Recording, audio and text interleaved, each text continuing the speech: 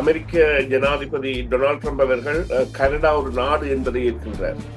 கனடாவுடன் இணைந்து ஒரு திட்டத்தை செயற்படுத்துவதற்காக கனடாவை ஒரு தேசமாக அவர் கருதுவது என்பது அவருடைய நிலைப்பாட்டில் இருந்து அவர் பின்வாங்கி செல்வதையும் கனடாவின் சுய நிர்ணயத்தை அவர் ஏற்பதாயும் அமைந்துள்ளது. இந்த வகையில் நிச்சயமாக இந்த திட்டத்தின் தேவை என்பது எவ்வாறு தற்பொழுதைய உலக ஒழுக்கில் தேவையாக இருக்கிறது என்றால், சீனா தற்பொழுது ஹைப்பர்சோனிக் மிசைல்ஸை வைத்திருக்கின்றது. இப்பொழுது இந்த க்ரூட் மிசைல்ஸ் எனப்படுகின்றது, மற்ற பலாஸ்டிக் மிசைல்ஸ் எனப்படுகின்ற இரண்டு ரக அந்த மிசைல்ஸ் இருந்து இப்பொழுது ஹைப்பர்சோனிக் என்கின்ற ஒரு வேகத்தை அடைகின்ற நிலையை அமெரிக்காவும் வைத்திருக்கின்றது, சீனாவும் வைத்திருக்கின்றது, அதேபோல ரஷ்யாவும் வைத்திருக்கின்றது. இவ்வாறான நிலையில் அவர்களுடைய அந்த தாக்குதல் நேரம் என்பது 18 நிமிடங்கள் என்பதாக இருக்கும். இல்லை, மற்ற நாடுகளின் திறனை, அதாவது இப்பொழுது பார்த்தீர்களானால் சீனா என்பது தானாகவே ஒரு விண்வெளி ஆராய்ச்சி நிலையத்தை விண்ணில் அமைத்து வைத்திருக்கின்றது. அதே மாதிரியான விண்வெளி ஆராய்ச்சி நிலையத்தை இதர நாடுகள் தாங்கள் ஒன்றாக அமைத்து வைத்திருக்கின்றன. அவ்வாறான நிலையில் இந்த தாக்குதலின் தேவை என்பது அதிகரித்து வருகின்றது, அல்லது தாக்குதலின் அதாவது தரவு புள்ளிகள் என்பன அதிகரித்து வருகின்றன. இது இவர்கள் அந்த திட்டத்தை அனுமானித்த பொழுது இவர்கள் இத்தனை பில்லியன்கள் இந்த திட்டத்திற்கு தேவை என்றுதான் தெரிவித்திருந்தார்கள். ஆனால் திட்டம் நடைமுறைப்படுத்தப்படும் பொழுது, பரிச்சாத்திக்கப்படும் பொழுது அந்த தொகையின் அளவு அதிகரிக்கலாம். சில வேளைகளில் 2 மடங்கு அல்லது 3 மடங்கு தொகையாக இது ஏற்படலாம். குறிப்பாக 500 பில்லியன்களை கூட இது எட்டலாம். எனவே இன்றைய நிலையில் தேவையா என்றால் அது இன்றைய உலக ஒழுக்கில் அவ்வாறான ஒரு பதட்ட நிலை இல்லை, தேவையில்லை.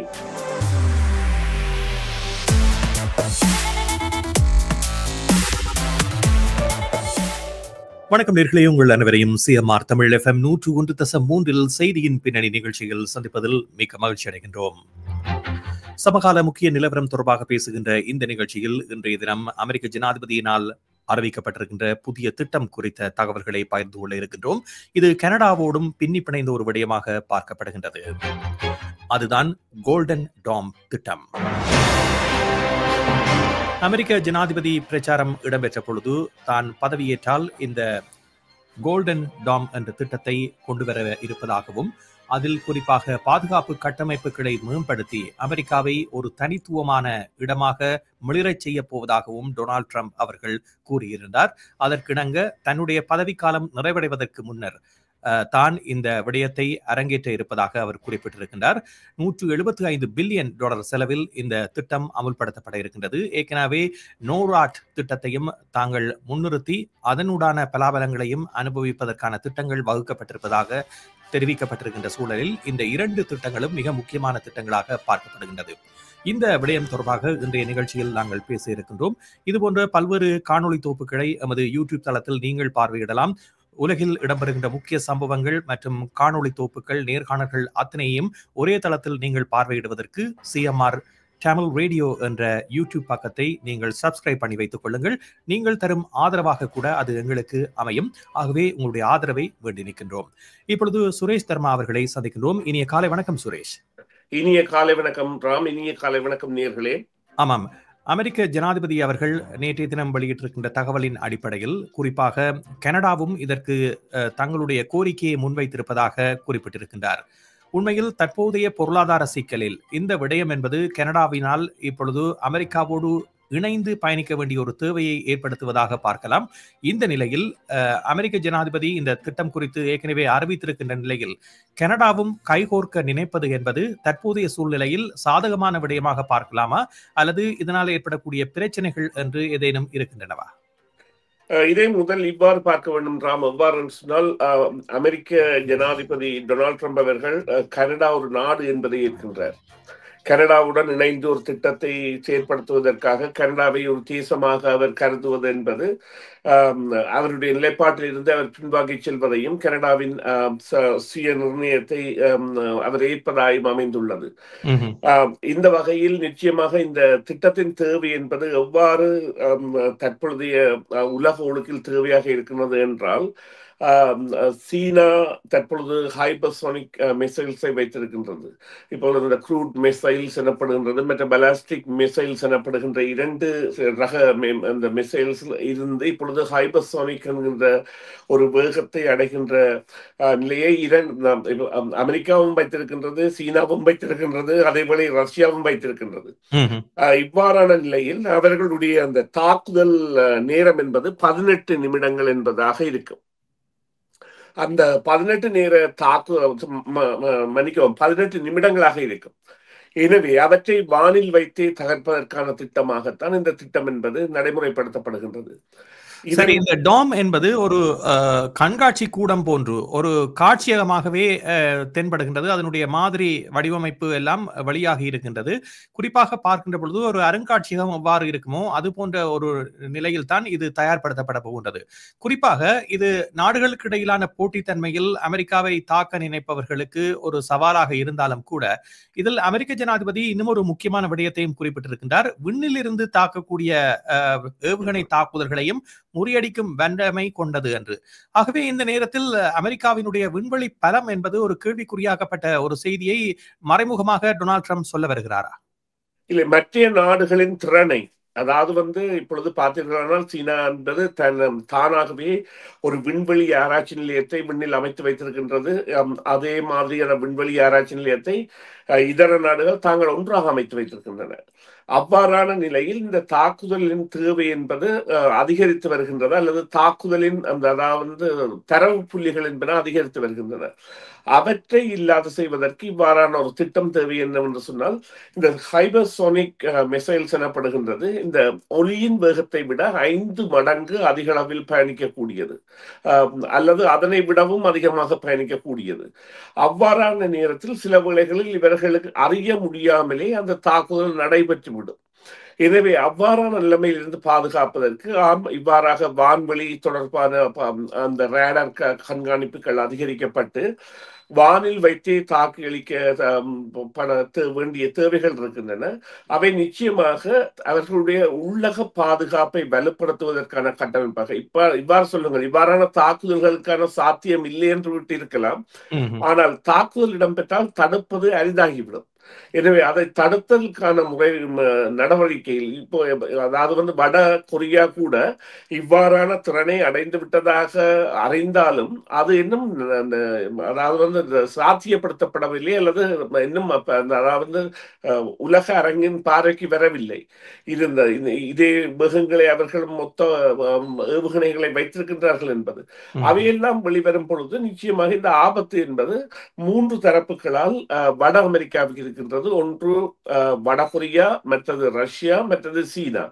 எனவே அவர்கள் இவ்வாறான ஒரு பாதுகாப்பு அரண் என்பதை அமைக்க வேண்டியதும் இது செய்மதி மற்றும் வான் கலங்களின் தொடர்பாடல் மூலமும் மற்றும் இந்த ரேடார் தொடர்பாடல்கள் மூலமும் செயற்படுத்தப்படுகின்ற ஒரு ஒருங்கிணைக்கப்பட்ட ஒரு செயற்பாடாக அமையக்கூடியதாகத்தான் இருக்கும். ஆனால் இங்கே இவர் குறிப்பிடுகின்ற இந்த தொகை என்பது சில வேளைகளில் மாறுபடலாம். என்றால் இது இவர்கள் அந்த திட்டத்தை அனுமானித்த பொழுது இவர்கள் இத்தனை பில்லியன்கள் இந்த திட்டத்திற்கு தேவை என்றுதான் தெரிவித்திருந்தார்கள். ஆனால் திட்டம் நடைமுறைப்படுத்தப்படும் பொழுது, பரிச்சாத்திக்கப்படும் பொழுது அந்த தொகையின் அளவு அதிகரிக்கலாம். சில வேளைகளில் 2 மடங்கு அல்லது 3 மடங்கு தொகையாக இது ஏற்படலாம். குறிப்பாக 500 பில்லியன்களை கூட இது எட்டலாம். எனவே இன்றைய நிலையில் தேவையா என்றால் அது இன்றைய உலக ஒழுக்கில் அவ்வாறான ஒரு பதட்ட நிலை இல்லை, தேவையில்லை. ஆனால் இந்த நாடுகளின் ஒற்றுமையை வலுப்படுத்துவதற்காக இது தேவை. அதாவது கனடாவும் அமெரிக்காவும் இணைந்து பயணிப்பதற்காக இது தேவையான ஒரு திட்டமாக இருக்கின்றது. சரி, இந்த நிலையில் இப்பொழுது கனடா உடனடியாகவே இந்த தேவை குறித்து அறிந்து அமெரிக்காவோடு பயணிப்பதற்கான தகவலை பிரதமர் அலுவலகம், மாகாணியினுடைய அலுவலகம் வெளியிட்டிருக்கின்றது. ஆனால் அமெரிக்க தரப்பில் கனடாவினுடைய விருப்பம் தொடர்பாக எந்தவித தகவலும் வெளியிடப்படவில்லை. குறிப்பாக இதை கனடாவோடு இணைந்து செய்வதா என்ற ஒரு கேள்விக்கு உங்களுடைய பதில் என்னவாக இருக்கும்? இல்லை, அதான் இந்த நாங்கள் நொராட் என்கின்ற வான் கட்டமைப்பு என்பது வட அமெரிக்காவிற்கான கட்டமைப்பு. அது வந்து கனடாவும் அமெரிக்காவும் இணைந்து செய்கின்ற ஒரு வான் பாதுகாப்பு. உலகிலேயே ஒரே ஒரு உதாரணமாக இருக்கின்ற இரு நாடுகள் இணைந்து தங்கள் வான்பரப்பை பாதுகாப்பது என்பது இங்கேதான் இருக்கின்றது. இது கனடாவிலும் இயற்கையாக எல்லை கட்டமைப்பு அப்படி இருப்பதன் காரணமாக அவர்கள் விரும்பியோ விரும்பாமலோ இணைந்து கொள்ள வேண்டிய ஒரு சூழ்நிலைக்கு தள்ளப்படுகிறது இரண்டு நாடுகளும், அப்படியா? இல்லை, எல்லை கட்டமைப்பை விட இன்னும் ஒரு விடயம் இருக்கின்றது. அமெரிக்காவிற்கு பாதுகாப்பு தேவையாக இருந்தால் அண்டார்டிகா, அலாஸ்கா போன்ற இடங்கள் எல்லாம் அவர்களுக்கு ஆபத்தானவை. அவை கனடாவிற்கு மேலுள்ள பிரதேசங்களாக இருக்கின்றபடியால் கனடாவின் அனுசரணை என்பது அமெரிக்காவிற்கு தேவை.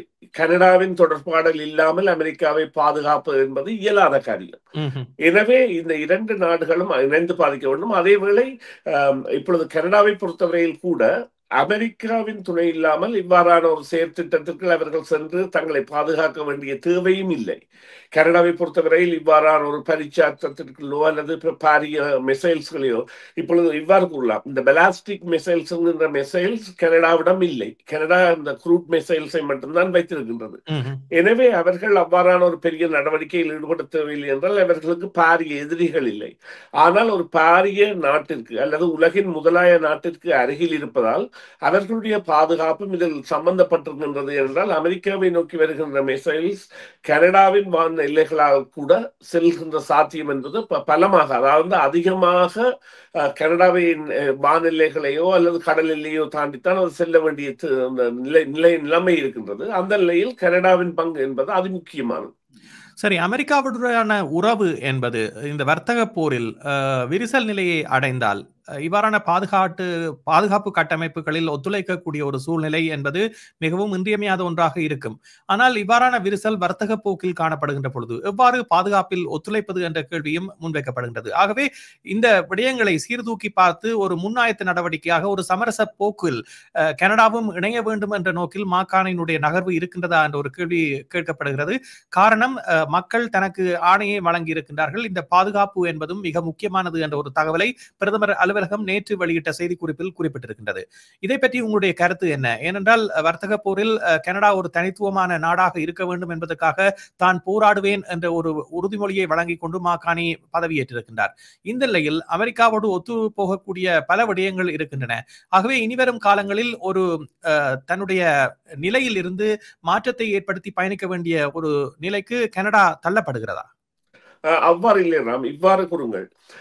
தேர்தலின் பொழுதோ அல்லது பதவியேற்றதன் பொழுதோ பாதுகாப்பிற்காக அன்பிரசிடென்டட் என்கின்ற வார்த்தை, அதாவது முன் உதாரணம் இல்லாத முயற்சிகளை எடுப்போம், செலவினங்கள் இருக்கும் என்பதை குறிப்பிட்டிருந்தார்கள். இரண்டு கட்சிகளுமே பாதுகாப்பிற்கு அதிக அளவு தாங்கள் பணத்தை செலவிடப் போவது என்பது கருத்தையும் தெரிவித்திருந்தன. ஆனால் ஆம், இது பொருளாதார நிலையில் நாங்கள் செல்வதற்கான ஒரு வழிக்கு முன்னோடியாக இருக்கும். அதே நேரம் இன்னொரு விடயம் இருக்கின்றது.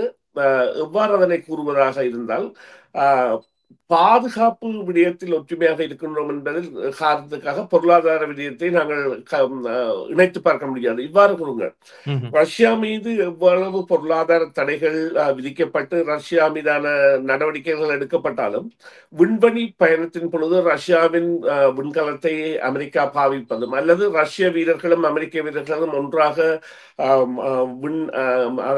ஆய்வு கூடத்தில் பணியாற்றுவதும் தொடர்ந்து கொண்டே இருக்கின்றது. அவைகளில் தங்குதடை இருக்காது. அதே போன்றதொரு நிலையில் இந்த பாதுகாப்பு என்பது சில வேளைகளில் தொடர்ச்சியாக இருக்கப்படுகின்ற பொழுதும் பொருளாதார விடயத்திற்கு அது ஆதரவு தரும். ஆனால் சில அந்த முற்று முழுதாக அது பொருளாதார விடயத்தில் தாக்கத்தை ஏற்படுத்தாது. சரி, இந்த சூழலத்தில் இப்பொழுது கனடாவினுடைய பங்கு இதில் இருக்க போகின்றது என்று வைத்துக் கொண்டால், கனடாவும் இந்த செலவு தொகையில் ஒரு முக்கிய புள்ளியாக மாறப்போகின்றது, பங்காளியாக இருக்க போகிறது. கனடாவினால் இவ்வளவு தொகையை வழங்குவதற்குரிய திட்டமிடல்கள் இருக்கின்றனவா? அதை எவ்வாறு பகிர்ந்தளிக்கப் போகின்றது? இதற்கான வருமானங்களை எவ்வாறு அது ஒதுக்கப் போகிறது?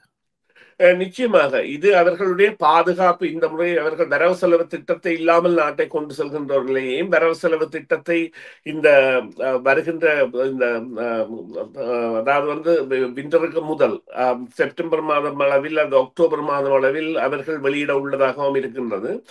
பாதுகாப்புக்காக ஒதுக்கப்படுகின்ற தொகையில் இந்த தொகை ஒதுக்கப்படும் என்பதில் எந்தவித ஐயமில்லை. அது சில வேளைகளில் துண்டு விழும் தொகையை அதிகரிக்கலாம்.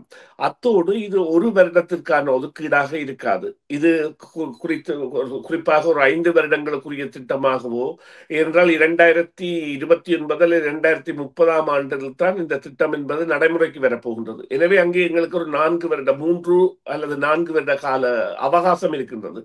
அவ்வாறாக கொடுக்கப்படும் அல்லது கொடுப்பனவுகள் அதன் பிறகும் பிரித்து கொடுக்கப்படக்கூடிய ஒரு நிலையை, ஒரு நெகோசியேஷன், அதாவது அவர்கள் பேசுகின்ற பொழுது பேச்சுக்களில் ஏற்படுத்தலாம். அவ்வாறுதான் இந்த திட்டம் நடைமுறைப்படுத்தப்படும். சரி, இந்த விடயத்தில் ஏற்கனவே இந்த வர்த்தக போர் நடவடிக்கைகள் காரணமாக உலகளவில் அமெரிக்க ஜனாதிபதியினுடைய செல்வாக்கு குறைந்திருக்கின்றது. அமெரிக்காவில் கூடுதலாக பலரும் போராட்டங்களில் ஈடுபட்டு வருவதை பார்க்கின்றோம். இருந்தாலும் அமெரிக்காவுக்கு ஒரு சிறந்த ஒரு திட்டமாக இந்த கோல்டன் டாம் திட்டம் இருக்கும் என்று பலர் கருத்து வெளியிட்டிருக்கிறார்கள் தற்போதைய சூழலில். அவ்வாறான நிலையில் அமெரிக்காவினுடைய ஜனாதிபதியினுடைய இந்த செல்வாக்கு என்பது இந்த விடயத்தினூடாக இழந்த செல்வாக்குகளை அதிகரிக்கக்கூடிய வாய்ப்புகளை ஏற்படுத்துமா? இல்லை, இது பாதுகாப்புத்துறை சம்பந்தமாக அமெரிக்கர்களிடையே ஒரு விழிப்புணர்வையும் தங்களுடைய பாதுகாப்பு என்பது மிகவும் உறுதிப்படுத்தப்பட்டதா இருக்கின்றது என்பதையும் நிலைப்படுத்துகின்ற தன்மையை கொண்டதாகவும், அதே நேரம் அமெரிக்காவானது இவ்வாறான செலவினங்களை செய்வது என்பது புதியதல்ல. பல செலவினங்கள் சில வேளைகளில் பில்லியன்களை கடந்து, பல பில்லியன்களை கடந்து இருந்தாலும் ரகசியமாக செய்யப்படுகின்ற திட்டங்கள், ஒரு விமானத்தை அது வடிவமைப்பதாக இருந்தாலோ அல்லது ஒரு கடல் கலத்தையோ அல்லது ஒரு நீர்மூழ்கியையோ அல்லது ஒரு புதிய ஆயுதத்தையோ, அதுக்காக அது அந்த RNA என்கின்ற அந்த ரிசர்ச் அண்ட் அனாலிசிஸ் அந்த தேவைகளுக்காக செய்கின்ற பணம் என்பது முதலீடு என்பது வெளியே வராத தொகை. அவ்வாறான முதலீட்டின் மூலம்தான் அவர்கள் புதிய கண்டுபிடிப்புகளை எல்லாம் கண்டுபிடிப்பவர்கள். அவ்வாறான நிலையில் இவ்வாறானது அவர்களுக்கு பாதுகாப்பானது. ஆனால் நடைமுறைக்கு வரும் பொழுதுதான் அதில் தெரியும் அது 100% பாதுகாப்பானதா அல்லது நிச்சயமாக ஒன்றுமே அந்த 100% என்கின்ற தரவை எட்ட முடியாது. சில ஓட்டைகள் இருக்கும். அவ்வாறான ஓட்டைகள் எல்லாம் இவர்கள் பின்னாட்களில் அதை பூர்த்தி செய்ய வேண்டிய தேவைகள் இருக்கும். எனவேதான் முதலே கூறினேன், இந்த திட்டத்திற்கான தற்பொழுது பரிந்துரைக்கப்பட்ட தொகை என்பது அந்த அளவிற்கு இருக்காது. அது 2 அல்லது 3 மடங்கு அதிகமாக இருக்கும் என்பதுதான் தற்பொழுது ஆய்வாளர்களின் கருத்தாக கூட இருக்கின்றது. சரி, ஒட்டுமொத்தமாக பார்க்கின்ற பொழுது மிக முக்கிய நாடுகளாக அமெரிக்கா இந்த திட்டத்தை அறிவித்த பொழுதே சீனா மற்றும் ரஷ்யா ஆகியவனுடைய பேரை அறிவித்திருக்கின்றது. ஆகவே இவர்களிடமிருந்து வருகின்ற பாதிப்புகளை எதிர்கொள்வதற்கான ஒரு விடயம் என்று குறிப்பிட்டிருக்கின்றது. அமெரிக்காவை ஒரு வல்லரசாக தொடர்ந்து முதன்மை நாடாக வைத்திருப்பதற்கு இந்த திட்டம் என்பது மிக இன்றியமையாத ஒன்றாக இருப்பதோடு, இந்த எதிரி நாடுகள் என்று கூறப்படுகின்ற அல்லது போட்டித்தன்மை மிக்க நாடுகள் தொடர்ந்து வளர்ச்சி பாதையில் சென்று கொண்டிருக்கின்ற பொழுது இந்த விடயம் என்பது அந்த நாடுகளினால் எப்படி பார்க்கப்படும் என்று நீங்கள் கருதுகின்றீர்கள்? அவர்கள் நிச்சயமாக இதற்கான மாற்று பரிசீலனைகளை எல்லாம் அவர்களும் செய்து கொண்டிருப்பார்கள். அதாவது போட்டி என்பது இவ்வாறு கூறுங்கள், இப்பொழுது அணு ஆயுதம் என்பது உலகில் ஏறக்குறைய அது பாவனைக்கு வந்து ஒரு 90 வருடங்கள் ஆகிவிட்டது. 100 வருடத்தை 80 வருடங்களுக்கு மேலாகவும் 100 வருடத்தை எட்டக்கூடிய காலத்திற்கும் நாங்கள் பயணித்துக் கொண்டிருக்கின்றோம். இருந்த பொழுதிலும் அதன் பாவனை என்பது அதன் பிறகு இடம்பெறவில்லை. எனவே இவ்வாறானவை எல்லாம் முத்தயாரிப்புகளாகத்தான் நாங்கள் பார்க்க வேண்டும். அவற்றின் பாவனைகள் என்பதை எல்லாம் இப்பொழுது இந்த ஏவுகணைகள் பல ஆயிரம் இருந்தும் அவை பாவிக்கப்படுகின்ற சந்தர்ப்பங்கள் என்பன அநேகமாக ஏற்பட்ட இடங்கள் மிக குறைவு. எனவே அது போன்ற ஒரு பாதுகாப்பாகத்தான் நாங்கள் இதனை பார்க்க முடியும். நன்றி சுரேஷ், நிகழ்ச்சியில் கலந்து கொண்டமைக்கு. இந்த கோல்டன் டோம் பற்றிய பல விடயங்களை எமது நேர்களோடு பகிர்ந்து கொண்டீர்கள். நேர்களுக்கும் இது தொடர்பான கருத்துக்களை தெரிவிக்க ஆவலாக இருக்கும். ஆகவே அவர்கள் எமது காணொலி தொகுப்பு பதிவேற்றம் செய்தவுடன் இந்த நிகழ்ச்சியின் கீழே சென்று உங்களுடைய கருத்துக்களை தெரிவிக்க மறவாதீர்கள். நிகழ்ச்சியில் கலந்து கொண்ட உங்களுக்கும் நேர்களுக்கும் நன்றி. மீண்டும் மற்றொரு பொழுதிலே சந்திப்போம். நன்றி ராம், நன்றி நேர்களே. மீண்டும் ஒரு பொழுதில் சந்திப்போம். நன்றி. CMR யூடியூப் சேனலில் இணைந்திருக்கும் நேர்கள் அனைவருக்கும் எமது நன்றி. காமெண்ட்ஸ் பகுதியில் உங்கள் கருத்துக்களை தெரிவிக்க தவறாதீர்கள். முக்கிய செய்திகள், காணொளி தொகுப்புகள், நேர்காணல் என பலதரப்பட்ட அம்சங்களையும் உங்களுக்காக தருகின்றது CMR யூடியூப் சேனல். CMR என்று சர்ச் செய்து எமது யூடியூப் சேனலை சப்ஸ்கிரைப் பண்ணுங்கள். உங்கள் உற்றார் உறவினர் நண்பர்களோடும் இந்த காணொளி தொகுப்புகளை பகிர்ந்து கொள்ளுங்கள். அருகில் இருக்கின்ற முக்கிய காணொளி தொகுப்புகளையும் தவறவிடாமல் பாருங்கள்.